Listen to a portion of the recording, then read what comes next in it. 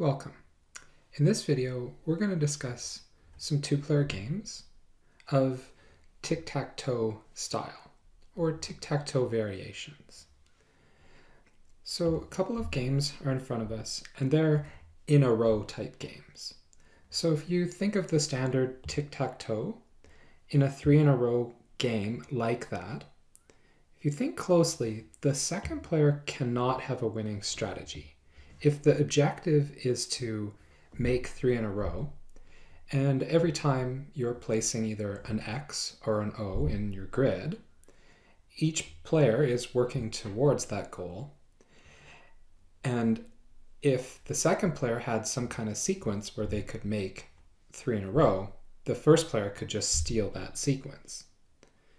So every time you're placing something in the grid, you're making yourself at least a little bit closer to getting 3 in a row, and the second player would always be behind the first player in that process. And we always wanted to make sure that we didn't have a game that ended in a tie. So we're going to use that to our advantage here, and we're going to say that if there's no 3 in a row made, so to give the second player a chance at winning, we're going to declare the second player wins in the case of a tie or no 3 in a row is made. Okay, let's take a look at our first game. So our first game is called Tic-Tac Plus 1. So it's played on your standard tic-tac-toe grid, except there's the +1, this extra cell that's available to you. So player X and player O alternately place their symbols on this grid, and whoever makes a line with 3 X's or 3 O's wins the game. So you could do like 1, 2, 3. If those are all your symbol, X or O, you would win the game. So these winning 3 in a rows can be vertical, horizontal, or even diagonal. So you could have those possibilities vertically, these possibilities horizontally, and then those possibilities diagonally. There is one exception to our rules. If you're trying to make a 3 in a row on the bottom row here, so this row right here, it requires all 4 of them to make your 4 in a row in that case. The reason I made up this rule is if you look at this bottom row, it makes it a little bit too powerful if you can just make 1, 2, 3 in a row or 1, 2, 3 in a row on that bottom row. Anyway, so that's our exception. And that's how we're going to play the game. All right, so think about this one. Play around, play with your next door neighbor, your roommate, your spouse, whoever you like. Give this a chance and see if you can think of which player can always win. Either X can finish the game by making the 3 in a row or the 4 on the bottom, or player O can block it the whole way. I'll give you the solution in a moment. Okay, so our idea here is to think about a state diagram. So when you're drawing a state diagram, it's often really difficult to draw the whole thing. So instead of drawing the whole state diagram, we're going to think about a partial state diagram. So if we can correctly draw this partial state diagram, it can tell us all of the information that we really want to know, like who can always win the game and what they have to do to always win the game. That's our main discussion in this topic. So after you play around with some different possibilities, you may have discovered that X starting right here, and the center of the right-hand column is a good starting move. That actually follows a winning strategy if X starts by playing there. So what we've done with this partial state diagram below, if you zoom out for a moment, there's the middle position where we've looked at X playing right there. And then there's 1, 2, 3, 4, 5, 6, 7, 8, 9 different ways that player O can play. If you look at the next outer layer here, all 9 of those positions are there, right? 1, 2, 3, 4, 5, 6, 7, 8, and 9. What we're going to do now is analyze each of these possibilities for hot and cold positions. So let's zoom in and start. So up here in the top left, there's a suggestion for how X should play next. So X has made their next move right there. So if we think about the gameplay from here, player O would have to make their next move right here to make the game of any sort of interest. If they don't play there, then X just wins with 3 in a row right away. So we'll at least analyze it a little bit further. So if O does play there, then player X can respond by playing in the very middle. So if they do that, then they have 2 ways of winning on their next move, and there's no way that player O can block that.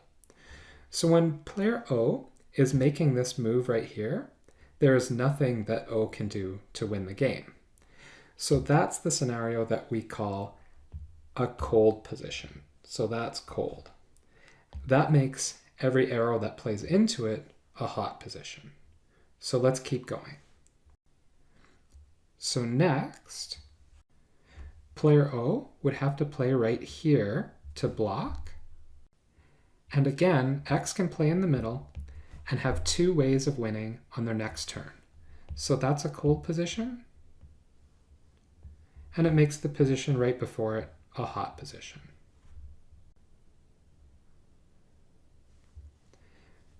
Scrolling along, the next position, O would have to play in the bottom right.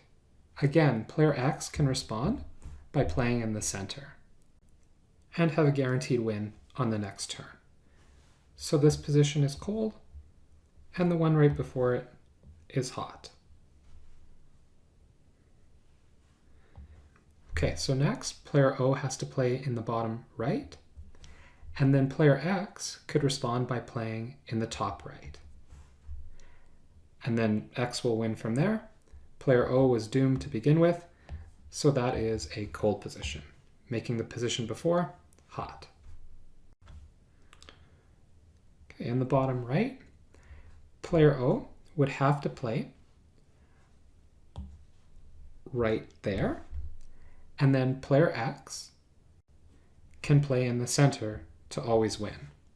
Let's remember that on the bottom row, O would need all 4 of them. So this is a way that X can always win.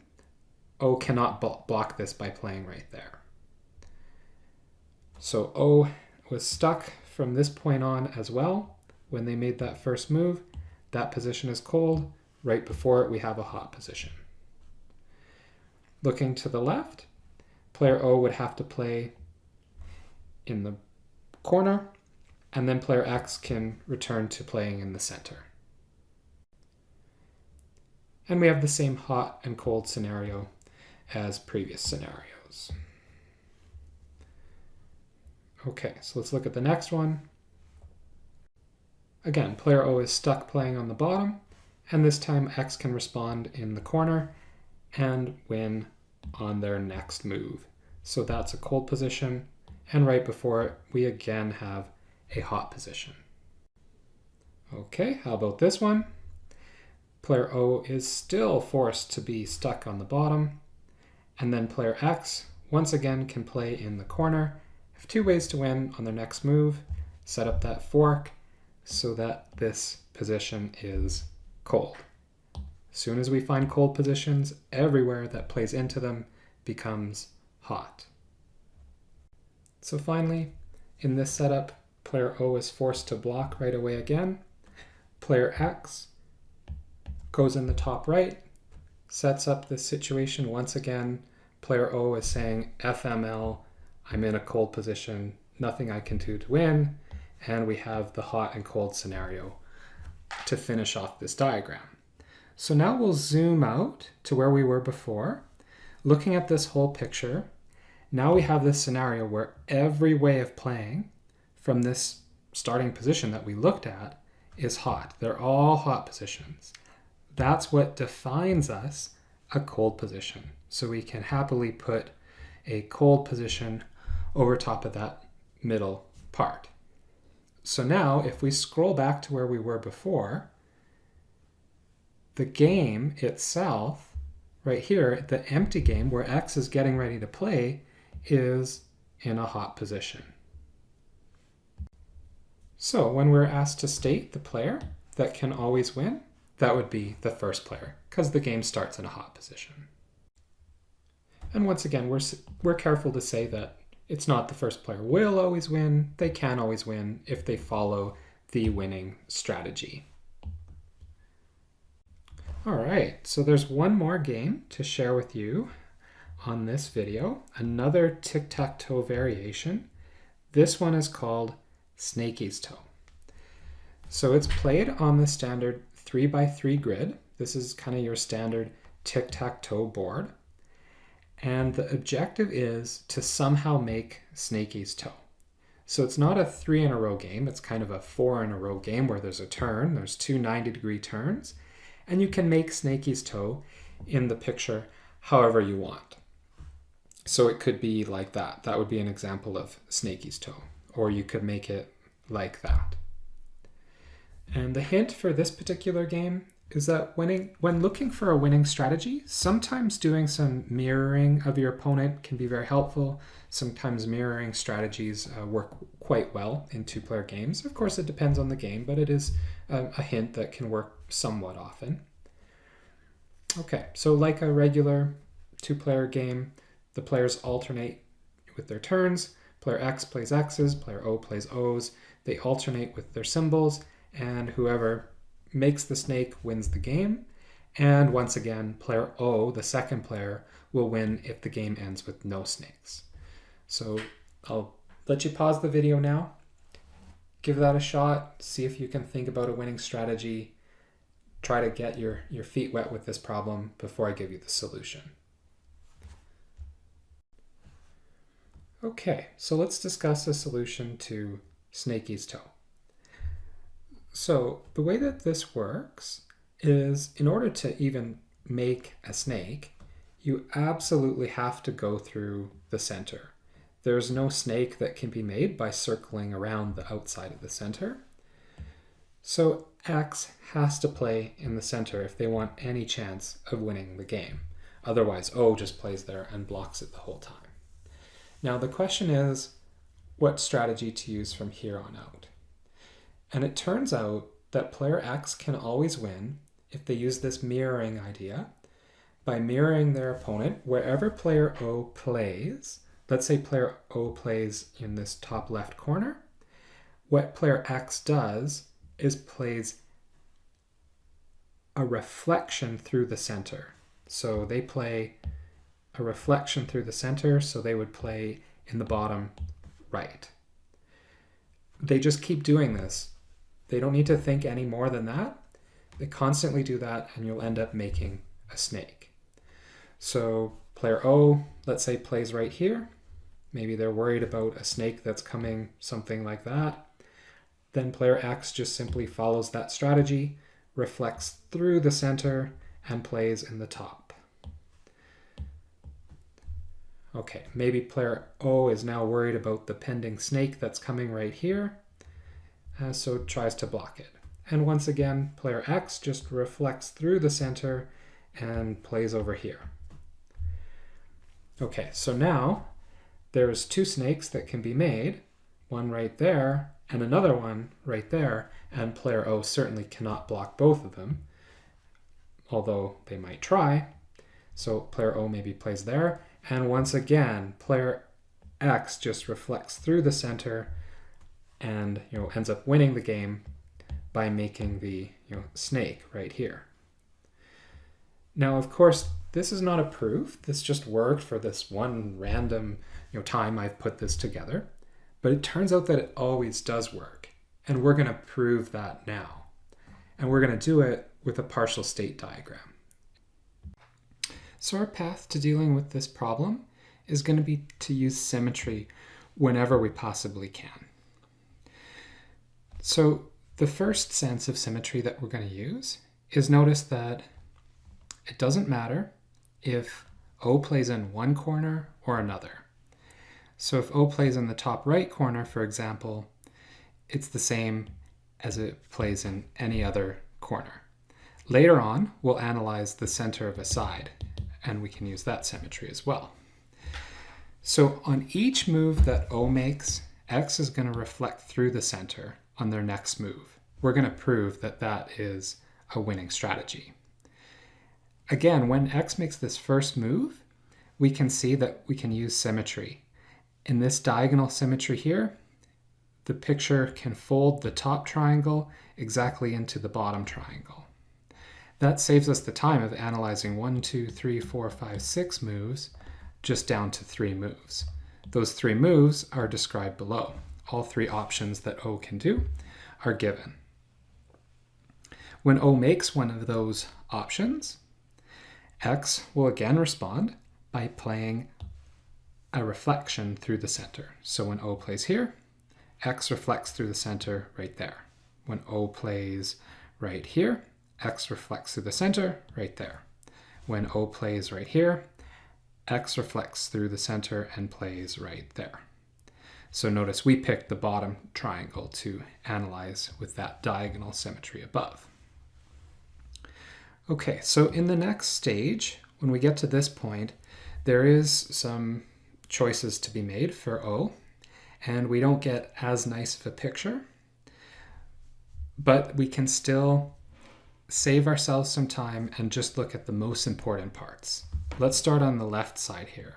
If O is faced with this diagram right here, O has to block this spot. If O does not block that spot, an immediate snake will be made.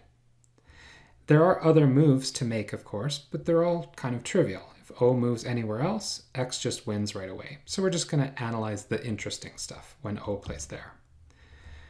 Similarly, if we look over to the other side of the diagram, there's an immediate snake to be made. O has to play right there. So same deal. Now in the middle section, things are a little bit more complicated. If we look closely, there is a horizontal symmetry. If you cut the picture in half, the picture on the top looks exactly the same as the picture on the bottom. So we don't have to analyze both of those channels. O playing there is exactly the same as O playing right there.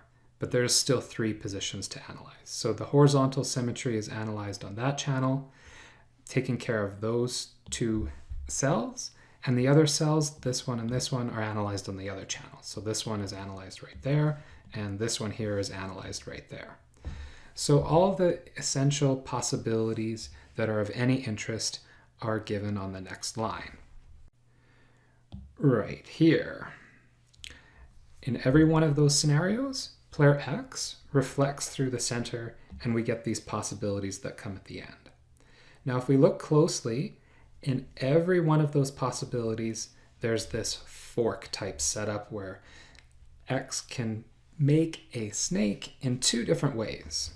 So X can make that snake or can make that snake. O cannot block both. In the next diagram, X can make this snake or that one. In the next one, there's the snake on the bottom and there's the snake on the top. In the next one, there's this snake and that snake. And in the final diagram, we have a snake there and a snake there. O can block one of them, but certainly not both of them. So if O was to play from this point on, X would just complete the snake on the next move. So there is nothing that O can do to win the game from this point. It's O's move. They have to move from this cold position to the pending hot position. There is no winning strategy, so these are all cold positions. Let's work backwards from there. Every position previous must be a hot position.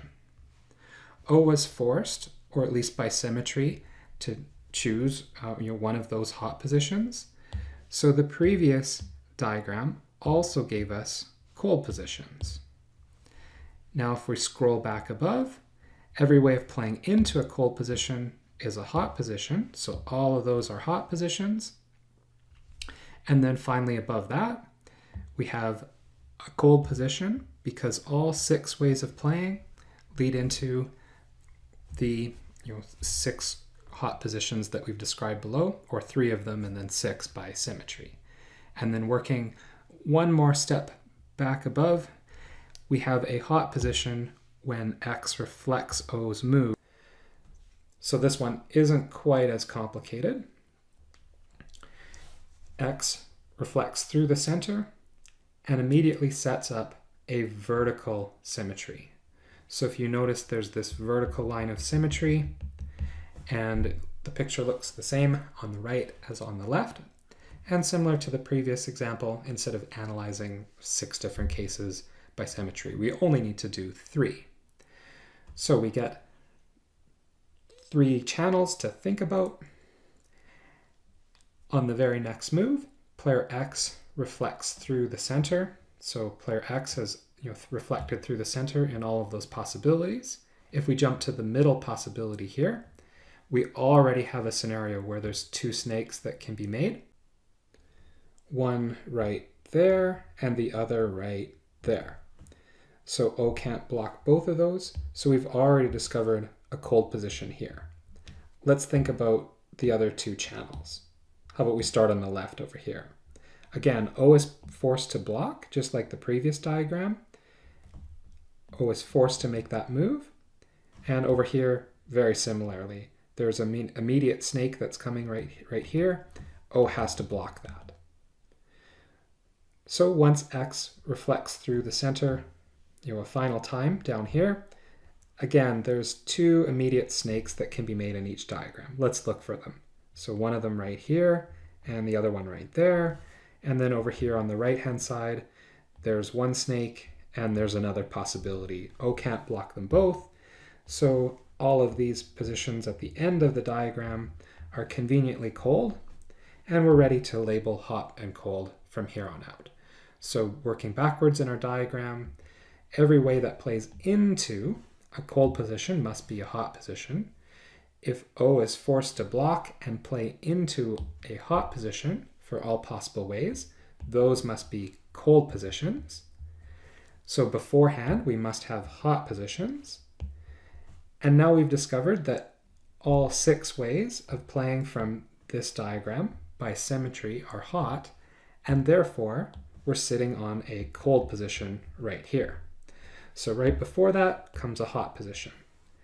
Okay, now we can put the 2 channels, the 2 diagrams can all be stuck together.